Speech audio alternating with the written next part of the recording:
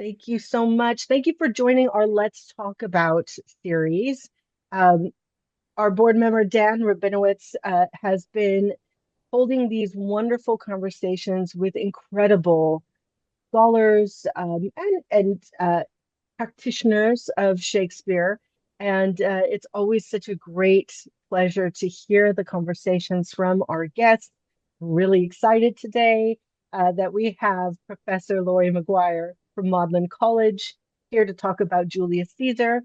Right now, we have our season, our 2026 season, is under the idea of empire and to discuss whether to explore the idea of empire. Are we witnessing fall of one, the rise of one?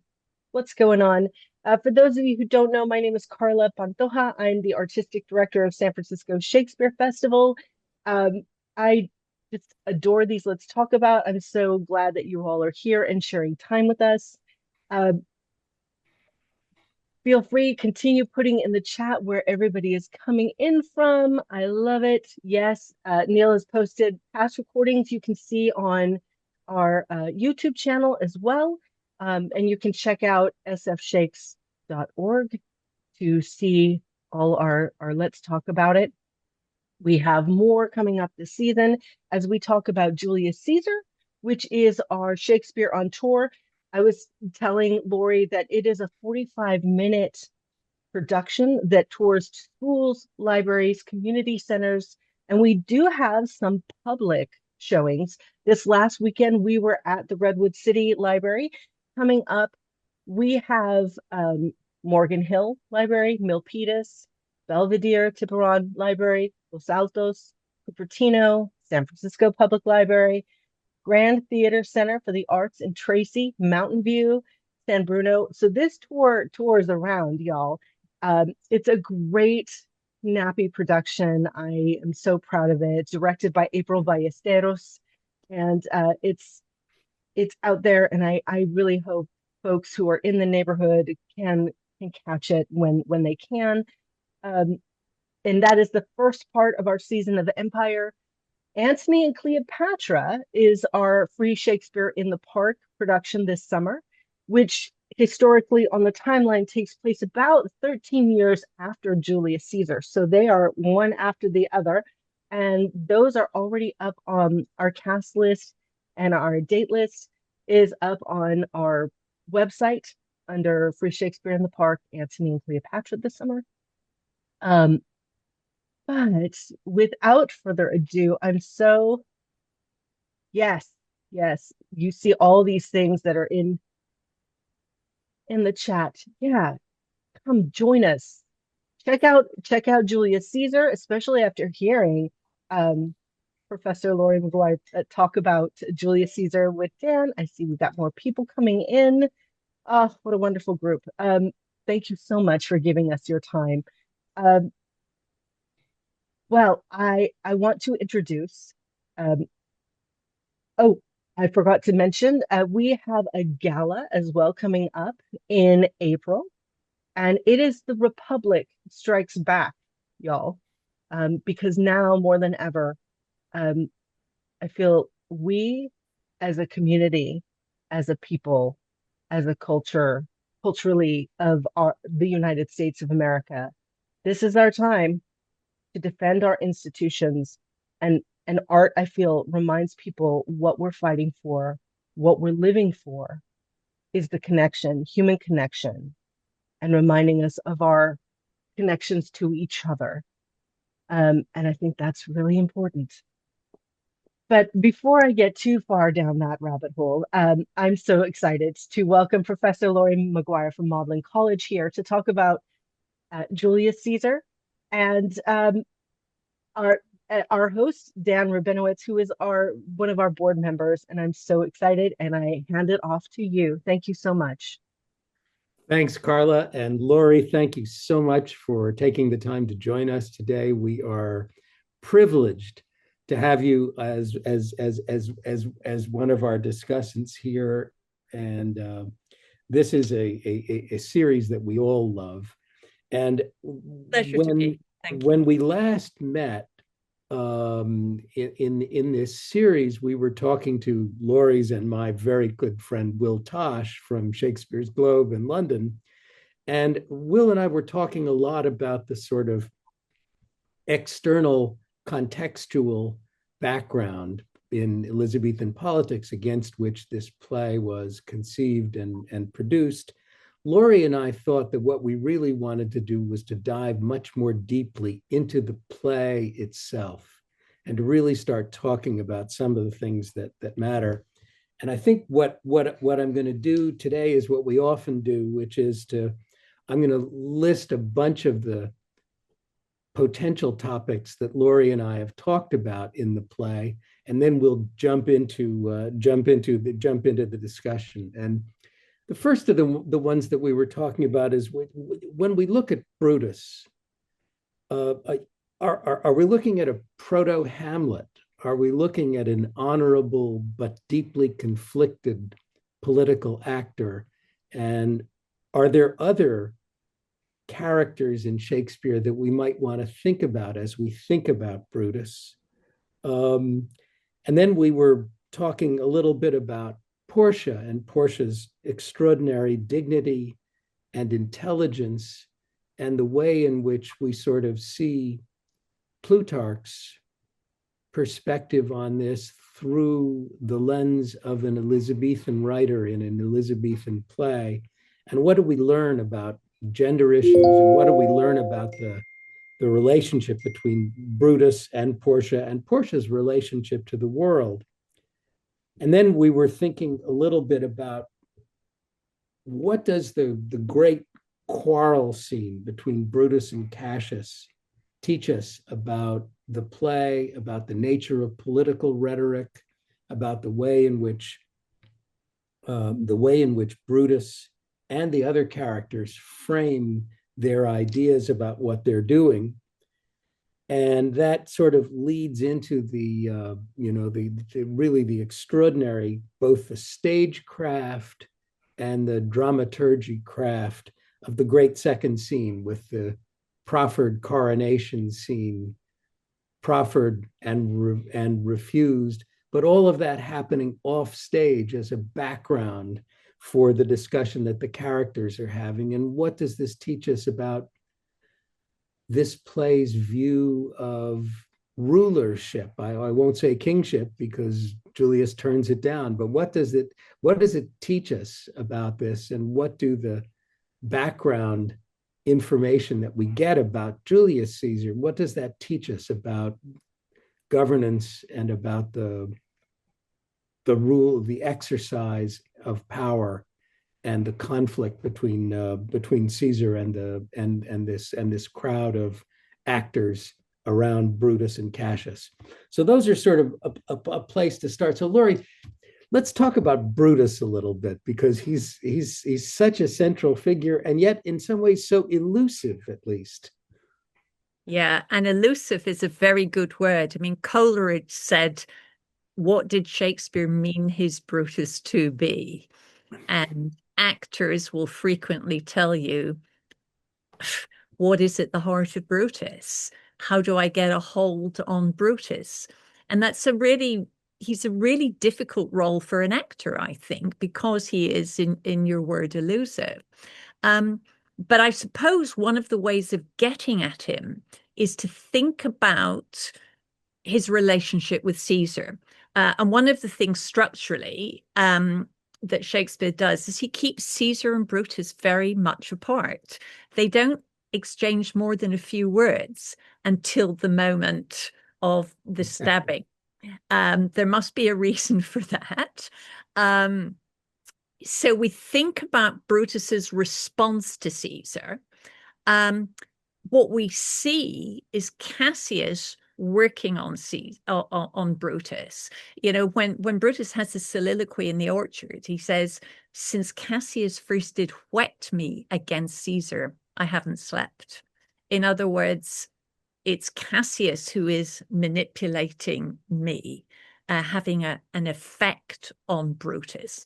And that's an extraordinary thing to say about a star part and a star actor, that he is an instrument of somebody else rather than his own man. And that's what makes it very difficult for the actor, because obviously he has to be more than that. So first of all, in the dyad between Caesar and Brutus, Caesar's got to be dangerous. Otherwise, there isn't a moral dilemma for Brutus. So you can't make him a kind of nakedly ambitious, fascist kind of stereotype. Otherwise, you take away all the complexity and difficulty of Brutus's decision. But he can't be just a caricature of a political stereotype. You can't have Brutus. Well, there was one production I saw where there was a very comic review that said this guy would have been influenced by an interdepartmental memo. You know, there's got to be there's got to be a problem. There's got to be a difficulty.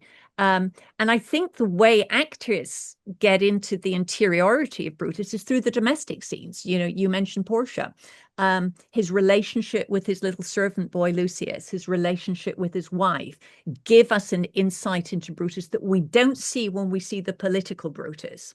And to go back to your proto-Hamlet question, I mean, probably all of Shakespeare's tragedies are composed of somebody just being in the wrong position for them. Hamlet is a thinker. He's a university student, and he's called upon to act. So he spends 5 acts thinking about what it means to do the deed he's been asked to do rather than doing it. Wrong man for the job. Brutus is a noble man, clearly, who is called upon to do an ignoble deed for an allegedly noble conclusion. And that is difficult for him. And that's where it becomes appealing to the actor. You know, it's interesting, Laurie, in the sense that this also touches on the way in which Caesar is presented in the play as well, because we see Caesar as a, you know, his rise to power, the crossing of the Rubicon, the mastery of the Senate, that's all long in the past. But we see him, you know, he's ill, he's indecisive, he can't make up his mind whether he's going or not to the Senate. It's a different, you know, it's fascinating because it might have been tempting to portray Caesar as this, you know, totally omnipotent thug, in some political thug, to actually make Brutus's decision look better in retrospect. But we see Caesar in this very mixed light. I'd love to hear your thoughts about that. Yeah, and actually, all the politicians in this play, all the public figures, are physically um, um, ill in some way. You know, we're told Ligarius is ill. You know, right at the end, Cassius says, you know, my eyes aren't good. I can't quite see what's happening. This is the battle, for heaven's sake, you know. And then, you know, we're told in very rhetorically manipulative ways that Caesar had a fever, that Caesar couldn't swim across the turbulent Tiber, that he suffers from epilepsy. Well, these don't disqualify a man from political office. But somehow, in a Rome which is so fixated on image, and Rome is full of images, literally images, statues, the language is full of references to the statues. When Caesar says, you know, come on this side because this ear is deaf, we're constantly being reminded that underneath the political leader is a human body. Now, that shouldn't be a problem, except politics makes it a problem then as now, actually. You know, not being able to swim the Tiber, not being able to make the swimming team doesn't disqualify you for political office. But these things matter in elections. They matter when you're a public figure where image is everything. And so Shakespeare, I mean, he's always really interested in the public person versus the private person. And here in Julius Caesar, he's reminding us that things that don't matter and shouldn't matter become huge when they're in politics. But then it gets worse than that because of the rhetoric in this play, where everyone's always working on somebody else rhetorically, which may be a definition of politics. You know, a politician has to woo an electorate, a politician has to persuade a colleague, and so on. But when Cassio is talking about Caesar's infirmities, he uses a word that comes up a lot in contemporary political events when he's talking about his fever. And, you know, he went pale, and he said that the coward blood from his lips did fly. Coward.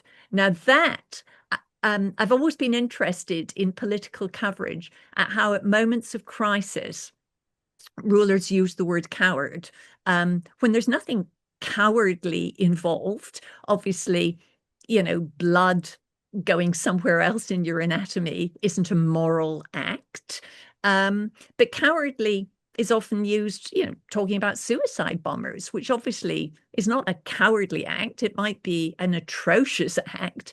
So the vocabulary of the body gets moralized, and then that gets harnessed for strategic effect.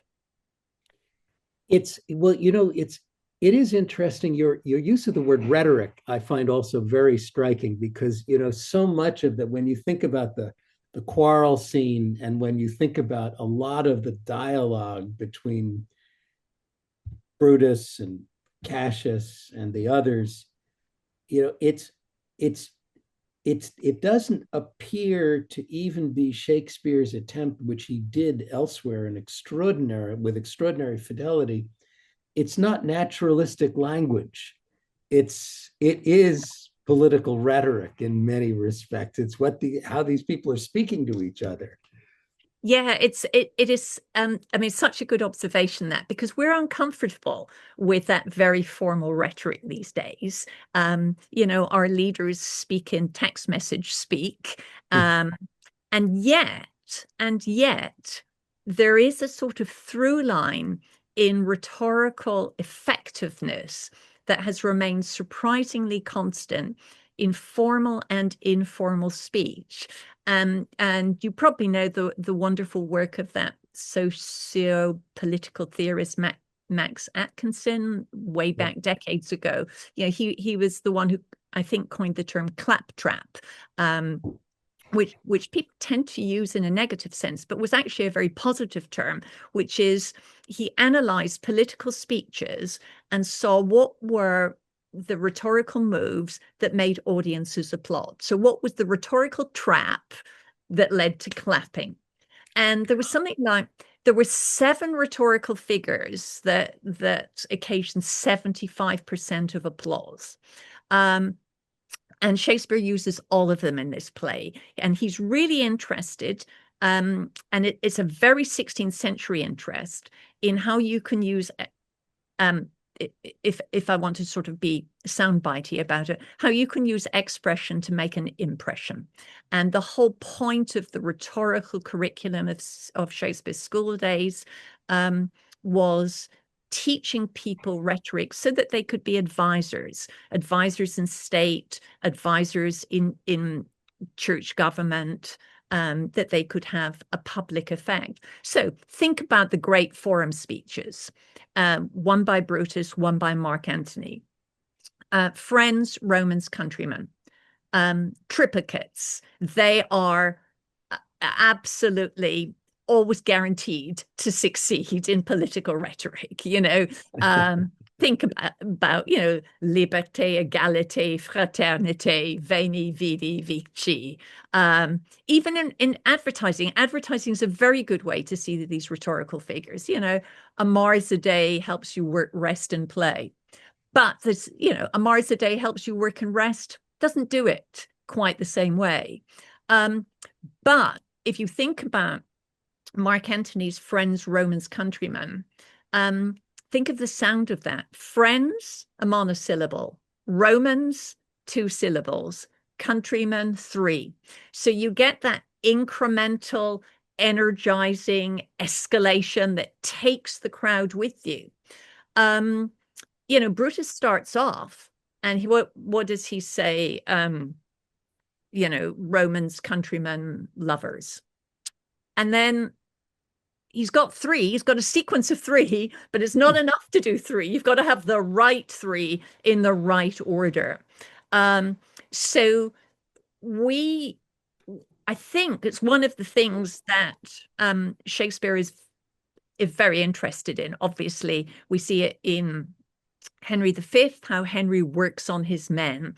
And the rhetoric of this play, even if we can't identify the contrasts, the repetitions and their technical terms, we get the effect. I come to bury Caesar, not to praise him.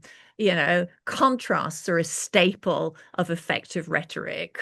You see that, Margaret Thatcher, you turn if you want to, the lady's not for turning. Ask not what your country can do for you, ask what you can do for your country. But again, the sequence of those is important. I come to bury Caesar, not to praise him. Ending with praise makes you think, well, there must be grounds for praising Caesar. Whereas if you said, I come not to praise Caesar, I come to bury him, it's like, yeah, we just need to get that over and done with, done and dusted.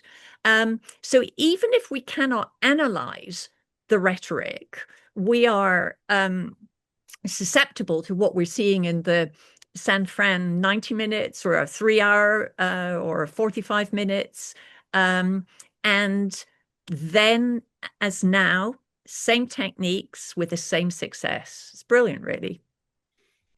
So what this also sets up is interesting because it sets up the extraordinary dichotomy that Shakespeare creates in the conversations between Brutus and Portia.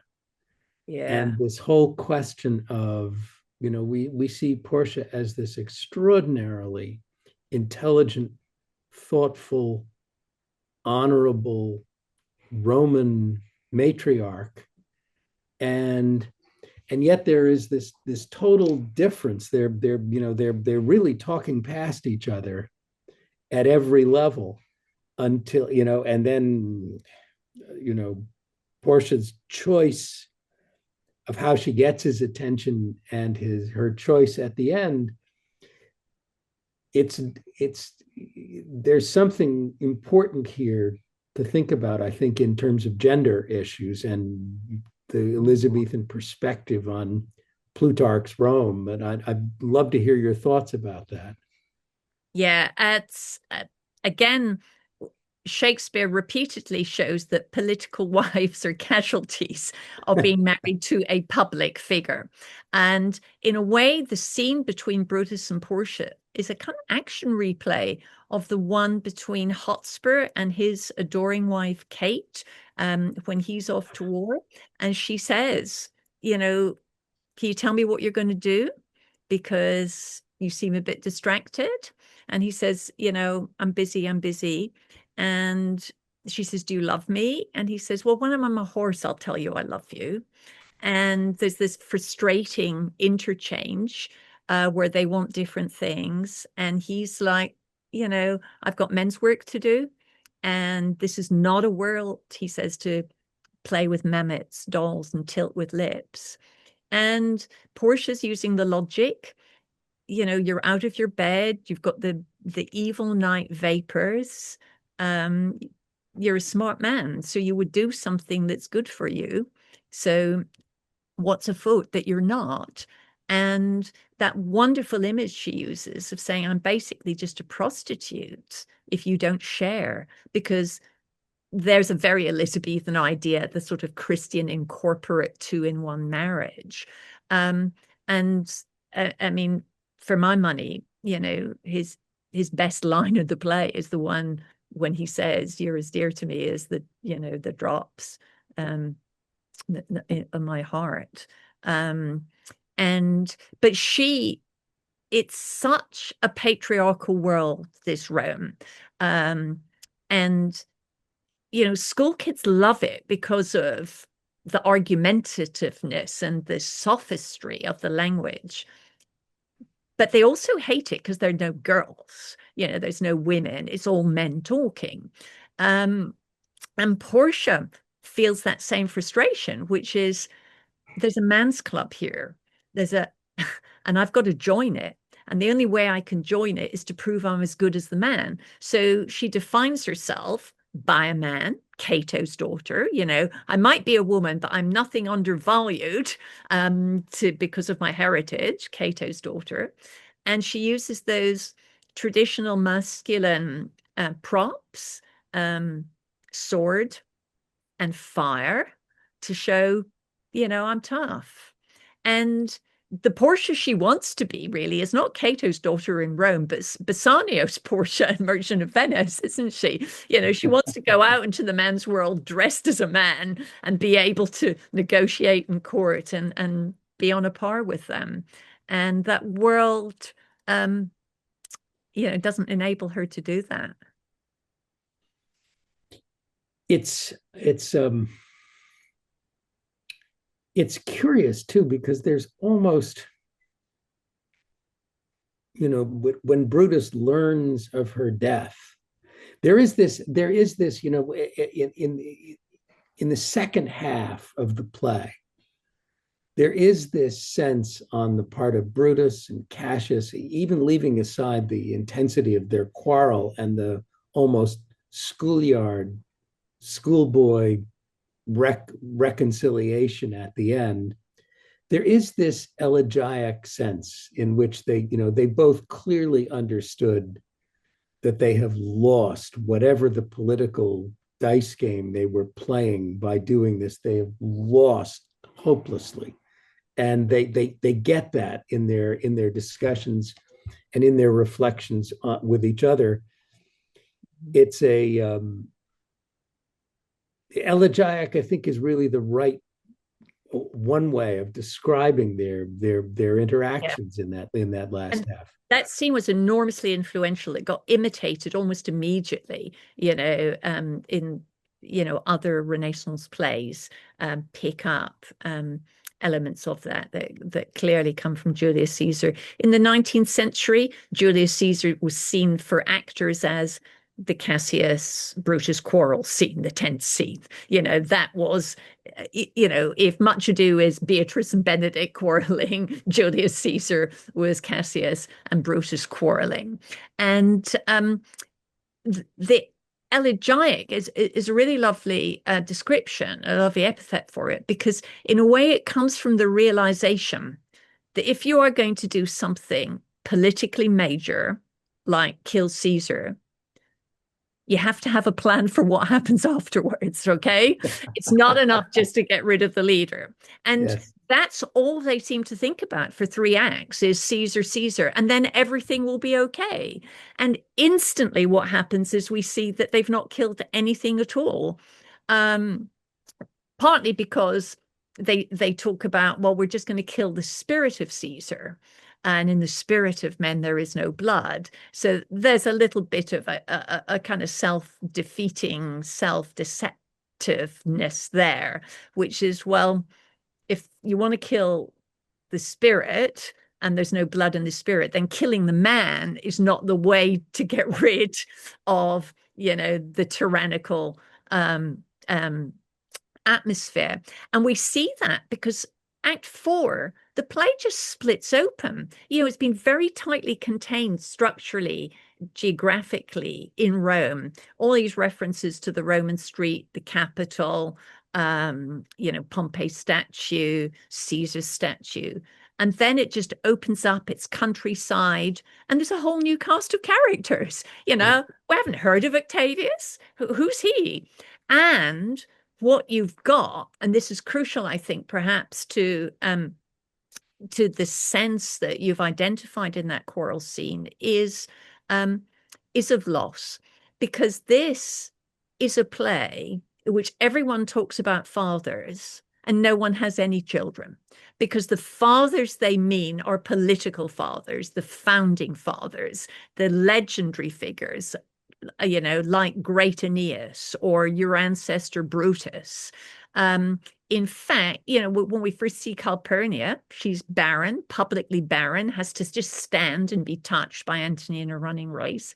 And then in Act 4, Scene 1, right after, the assassination and the mob kind of violence, we see the new guys killing in cold blood, not in hot blood. So Mark Antony's got a nephew. Well, sorry, I got to prick him off. Your nephew's got to go. Oh, okay. So people are sort of looking backwards, but not looking forwards. And then the play has that circularity. So at the end, it's haunted by Caesar's spirit. Cassius dies on the day he was born. We're not going anywhere.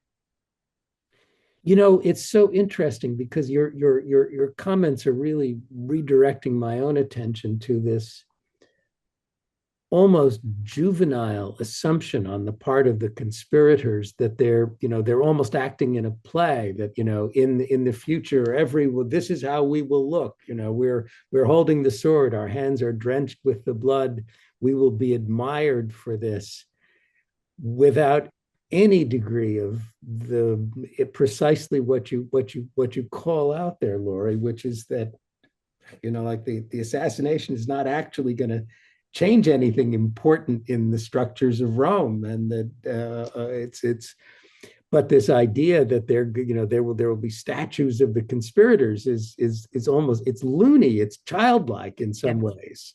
And actually, you're right. You've got two points there. One is the self-consciousness about theatricality, and the other is the juvenile nature. So it's not a man's world, it's a boy's world. It's a playground world.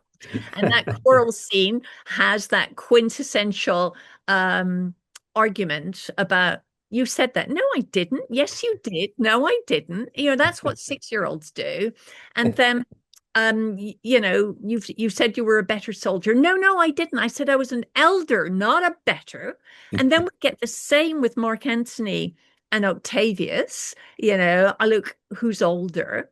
And I mean, no wonder Portia can't get into that kind of, boys' club, juvenile world.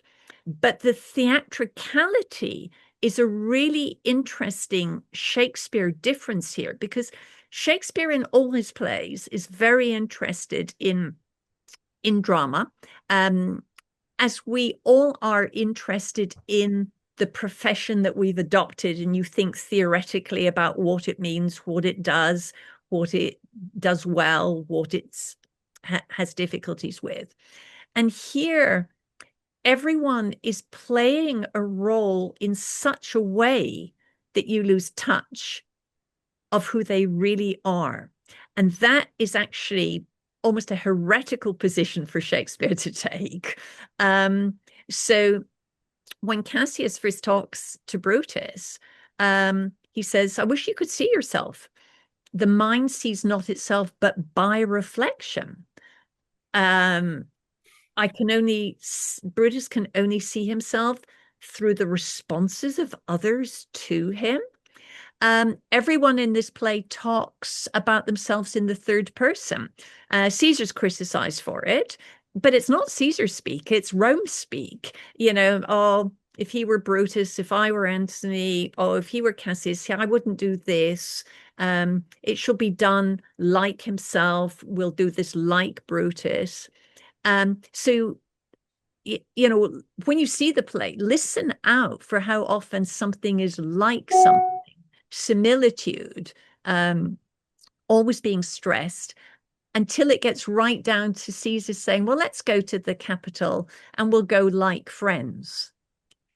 And then you think, hang on, if they're like friends, that means they're not actually friends. They're just acting the role of friends. And is that a comment on what a friend is in politics? I mean, Henry IV, when he's passing on the crown to Henry V, says, my friends, which now shall be your friends, all have their stings taken out, so you'll be okay. And you think, gosh, a friend is someone who has got the power to harm you, and therefore has to have that harmful potential neutralized. What definition of friend is this? Is this a political definition of friend? So when you become identified with the role you're playing, the next stage is to be a statue. And that Rome is full of statues. I mean, you're ossified in a role. You've become frozen in a role. And that is seriously bad news in a Shakespeare play. That takes me directly to one of the other questions I wanted to put to you and hear your thoughts about, which is Octavius and this conniving, coldly intelligent. Ultimately, we know the future, and the Elizabethan audience, of course, knows the future, that he actually will prevail. And I've always sort of looking at that character precisely against this backdrop of these other actors as basically, almost playing simulacrums of themselves. Octavius is different. I'm sorry, it's hard for me not to see Bolingbroke in Octavius rather than ultimately Augustus. I mean, there is a portrait there of the incipient the advent of the incipient CEO in some ways. Yeah, exactly. And Shakespeare does these contrasts so well. I mean, you see it in Antony and Cleopatra, where Egypt is a place of imagination, and Rome is a place of memos and efficiency. And Octavius is that kind of Roman, but also Shakespeare's very interested in a world. I mean, he's just done it with all the Richard II into the Henry IV plays, at which you've got a difference between a ruler and a politician. And Bolingbroke's a politician. Richard II was a king. Now, he might not have been a good king, but he had that role. And Bolingbroke is a strategist. And of course, the strategist is politically effective. But is there something that we lose as a result of that? I mean, we certainly lose as audiences and responders to that. And what's so interesting about the second half of the play, when Octavius comes in, is that I think every single character mentions Caesar at some stage. So Brutus and the conspirators might have thought that Caesar counted for nothing, rightly or wrongly. And the second half of the play shows that that is not quite the case. And in fact, right at the end, when the ghost of Caesar appears to Brutus and he says, "Who are you?" And he says, "Thy evil spirit, Brutus." It's as if Brutus is now getting his identity secondhand through Caesar. And Octavius is in that kind of awkward liminal transitional moment. And the discussion that he has in Act 4, Scene 1 is such a bureaucratic, they've got a hit list. Right. Who are we going to get rid of now? The new regime? And if you go right back to the beginning, I mean, one of the things that we didn't mention about Caesar as a potential tyrant is Morellus and Flavius, we're told, are put to death for tearing scarves off Caesar's statues. There's a piece of evidence, if you want it. Brutus never uses it. He doesn't use any rational reasons whatsoever for killing Caesar. But there, he says maybe he will become a tyrant, so we better prevent it just in case that's what he's going to do. There's a tiny bit of evidence there, although Shakespeare downplays it, and I love the way Shakespeare always sits on the fence politically, because in Plutarch, Morellus and Flavius are put to death for tearing diadems off Caesar's statues. So Caesar's put little crowns on all the statues. A scarf seems innocent. A diadem, a crown, not so. But Shakespeare makes it innocent. So we don't quite know where Shakespeare lies on this, but there is a tiny bit of evidence that Brutus doesn't use to his advantage. And if he were an Octavius type, he would. You know, what this harkens back to is the extraordinary stagecraft of the second scene, in which the proffered crown is presented to Caesar and refused, and presented and refused, and presented and refused. And it does make me think about the question of sort of Shakespeare's intuitive approach about the significance of a coronation. You know, Caesar's power isn't changed by any of this. Caesar lost no political power by not accepting a crown. But it's interesting in the sense of how an Elizabethan audience would have thought about the power of a coronation, and precisely your differentiation between Bolingbroke and Richard II.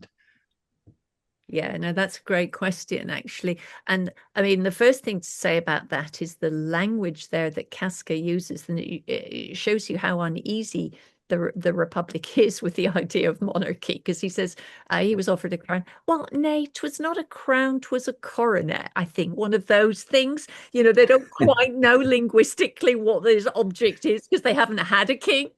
Right. And I just think that's just a wonderful, typically Shakespearean insight, where how you say things is so important.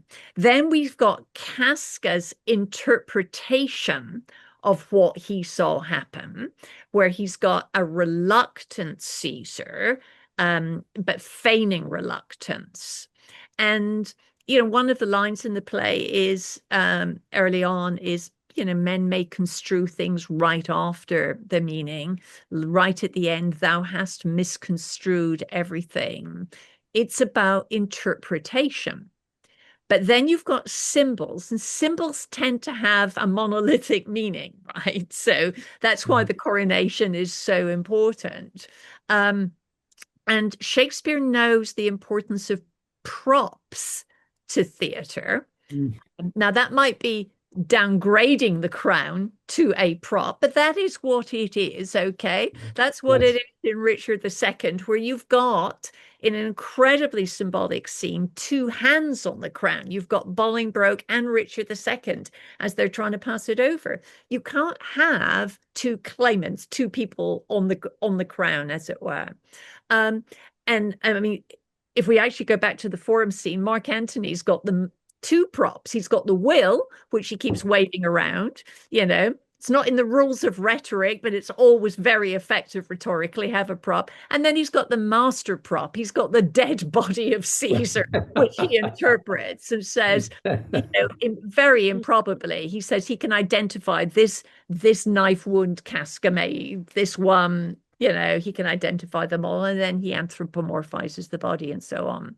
So Shakespeare carefully keeps that attempted coronation scene off stage, so we only get subjective viewpoints of interested parties interpreting it.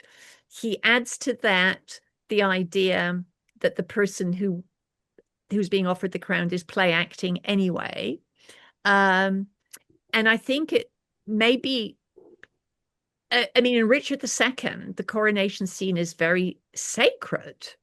There is no sacredness anywhere in Julius Caesar. Yeah. Shakespeare keeps gods out of this. He keeps, all those kinds of mystical things out of it. It's just play acting. Coronation is just another theater scene. Wow. It's politics. It's politics. The pageantry. Yeah. I'm stepping in. Hey y'all, because it's 12:47, so I'm the time check person, but also wanted to uplift some questions that we had a question in the chat, but also folks have when they RSVP'd to be here, they've sent in questions. One that's from the chat is, what is the rhetoric book by Atkinson referencing that you're referencing? Can you give us the author's name, please, and we can look it Yeah, up? I can give you his name, and I can't give you the book. It may be a series of political articles. Max Atkinson. Max Thank you. Atkinson. Yeah. You all know what to do. Google to your heart's Yeah, content. quite. We will be Googling on our own Yeah. as well. So some of the things that folks have put in already, I feel like you've covered it about the politics of the play and the the machinations of characters, Brutus and as well as Cassius, and what Cassius and what they're where they're moving things along, and something that I would like to uplift here that I think we just barely touched on was about group energy and the mob mentality of Yeah. the play. Because you're talking about at the beginning of the play, you have the two folks put to death for taking the scarf off of Caesar's statues, but right before the play, everybody has been all Pompey all the time, and then Caesar replaces Pompey. Then at the forum itself, they're talking. When Brutus speaks, at first the mob is like, "Oh, Brutus," and then they're like, "Hey, nobody better talk bad about Brutus now." And then it's let him be another Caesar. So talking about that in terms of the mob energy, the group energy, and how that is manipulated. I love how you talked about the verbiage used and the buildup of that. But can you talk more about the politics of the mob? Yeah, and Shakespeare's mobs are all famously fickle. And the very fact that after Brutus has spoken, they respond so positively by saying, "Oh, that was great. He's absolutely right. Let him be Caesar," shows that they just didn't get it because he was making a case for the abolition of the role of Caesar. And this is, something that's actually quite scary. In Julius Caesar, because in all the history plays, the English history plays, Shakespeare's been questioning the right of a particular individual to hold the role. Who was fitted to be king. He has never questioned the role of king, and here the very office is being questioned. And the fact that the mob does that in Coriolanus as well, and it's one of the reasons why it's so easy to say Shakespeare was left wing, Shakespeare was right wing, because you can find the evidence for both extremes in his mobs. But there's another way of approaching that question, which is about the dramatic kinetic energy, because we've got a Rome that's very static. Calpurnia just has to stand and be touched. Mark Antony goes running in a running race, of course, but that's part of a sort of running joke about, oh, he's a reveler, he's always doing these kinds of things. Romans don't. And then we meet the conspirators, and the energy is of a mob just running around. I mean, Cassius is got his doublet unbuttoned in a rainstorm at night, and Portia stabbing herself in the thigh with a sword. I mean, these are active people, and where that goes is the frenzy of Act 3, Scene 3, where here's Cinna the poet. I'm not Cinna the conspirators. No matter. Tear him for his bad verses. That is out of control. Where just to have the wrong name is going to lead to disaster. And the thing that maybe goes before that is to say, what is Shakespeare thinking about in 1599 in terms of Caesar? Because all the plays that are not Roman plays are referencing Julius Caesar. So, As You Like It says, oh, like with the conquering fellow, I can say, I came, I saw, and I overcame. It's a clown statement. Viola's disguised in Twelfth Night is Cesario. She is Little Caesar. So Roman politics are in Shakespeare's mind in 1599. And I think it's sort of moving on from the mob question, but it's related to it. If we think of this play as the kind of sequel to Henry V, Henry V's been about how a ruler gets to the top, how a politician gets to the top, how you get people behind you, how you get to Agincourt, how you conquer France. That's great, upward trajectory. But what we know is once you've run an election, you've got 4 years in this country where you've got to keep the people with you. And how do you do that? So it's easy dramatically and it's easy politically to gain altitude, but how do you maintain altitude, particularly if the population is fickle and not really getting what it is you're standing for, or if you're deaf and epileptic and are actually just a normal human being in an abnormal role. And so the thing that's really interesting for me in the play, in political terms, but it doesn't have to be the public world of politics. It can be in the world of, any corporation or a school or whatever. You get to the top job. How do you maintain the top job? Because really there's only one way, which is down. Or is there? I do want to say That's before you go on, Dan, it's 12:54. So I think now's the time we should slowly wrap up. If you have last comments, Dan, to raise up and bring us home, as it were. Well, yeah, actually, I do, in the sense that what Laurie's extraordinarily insightful and interesting description of the political world here actually sort of calls into contrast and hence into an interesting question about the one character who actually appears in all of the acts, Lucius, who plays no role in the political world, but is the little guy. And I'd love to hear Laurie's thoughts on what brings Lucius into all. Yeah, and he's an invented character, isn't he? I mean, there's no mention of him in Plutarch whatsoever, and he's a very unusual. He's the only minor character who goes across the two halves of the play. We lose Portia, we lose Caesar, obviously, and others, and his scenes are parallel in both of his scenes with Brutus. He's asked to get a taper, or he's bringing a taper. Enormous stress on waking up, going to sleep, and bringing light. So it's really hard not to read that emblematically as, he's kind of Brutus's good angel, trying to bring light to him. And ironically, the fake letter that was thrown in at his window says, "Brutus, thou sleepst, awake." They're trying to awake the conspirators are trying to awake his worse nature, and Lucius is there to remind us of a kind of innocent Brutus, and innocent in the etymological sense of unpoisoned, not naive, but a Brutus before Cassius worked on him. And in fact, I think the play that comes after this play is Othello, where we see Iago working rhetorically on someone, Othello, who ends up killing someone he does not want to kill because he loves that person.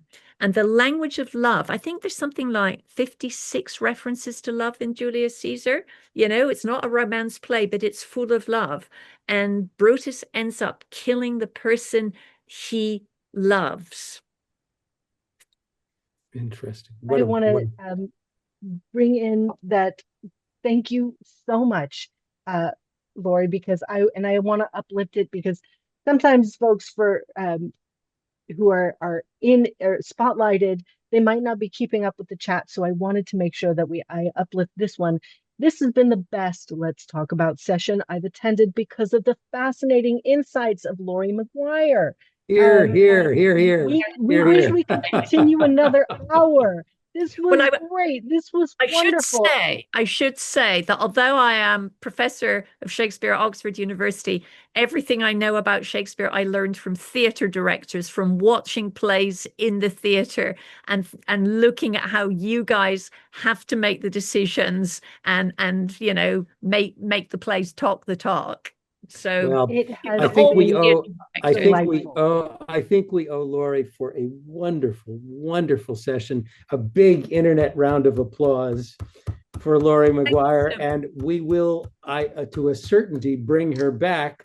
The point that I wanted to make before we leave, there are two things I wanted to make before we leave. One of them is that Laurie is now working on what will be an extraordinarily important book, which is the first truly full-scale biography of Judith Shakespeare. And that book is not going to be out in the immediate future, but it will come soon. I promise we will bring Laurie back when the book comes out. We'll probably bring her back before, but we'll bring her back when the book comes out so we can have a book discussion about this. But by all means, be on the lookout for this. And the last, after having thanked our wonderful guest, I want to thank all of our friends and supporters who join these shows. It is a huge pleasure for Carla, Neil, Toby, and myself to put these things on. We really love it. And we urge you, as time goes by and in the fullness of time, remember us, support us. We meant what we said when we described our gala as the empire, as the republic Disney will strikes come back. after us, Dan. The Republic. The Republic strikes back. As the Republic strikes back, a celebration of art and community. We've never been in a period of time in our country when that's more necessary. Join us in every way. And we thank you all for joining us today. It's been absolutely wonderful. And huge thanks to Laurie. Thank you all. Thank you all so much. Thank Bye, you. guys. Check out Julius Caesar. Come see us in the park. Thank you so much for giving your time. Thank you so much, Laurie. This is lovely. I'm so appreciative of your insight. Thank you all. Thank you all. Thank you so much. More Bye, everybody. soon. Take care. Bye.